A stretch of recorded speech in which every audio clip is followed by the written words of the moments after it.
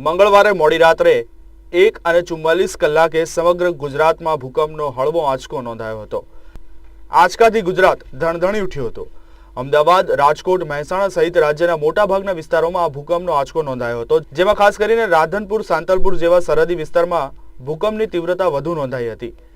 જેમાં disaster management તરફથી પ્રાપ્ત માહિતી મુજબ ભૂકંપની તીવ્રતા રિક્ટર સ્કેલ પર 5.1ની નોંધાઈ હતી અને ભૂકંપનું કેન્દ્રબિંદુ કચ્છના રાપરથી દક્ષિણ પૂર્વમાં 26 કિલોમીટર દૂર આવેલું છે અને આ આંચકો સતત 4 થી 5 સેકન્ડ સુધી નોંધાતા લોકો ફફડી ઉઠ્યા હતા।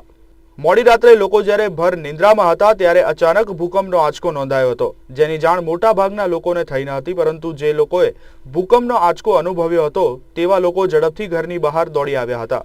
ગુજરાતમાં કોઈ પણ વિસ્તારમાંથી જાનહાનિના કે નુકસાનના કોઈ સમાચાર નોંધાયા નથી, પરંતુ જે લોકોએ ભૂકંપનો અનુભવ કર્યો તેવા લોકોમાં ગભરાટનો માહોલ જોવા મળ્યો હતો।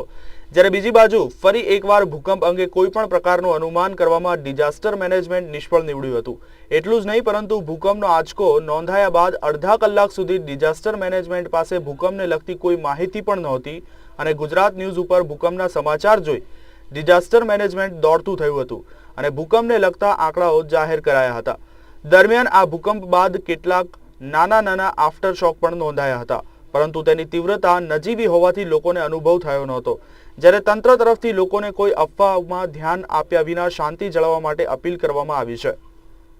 કેમેરામેન નિલેશ મકવાણા સાથે મહેશ ચૌધરી, ગુજરાત ન્યૂઝ, અમદાવાદ।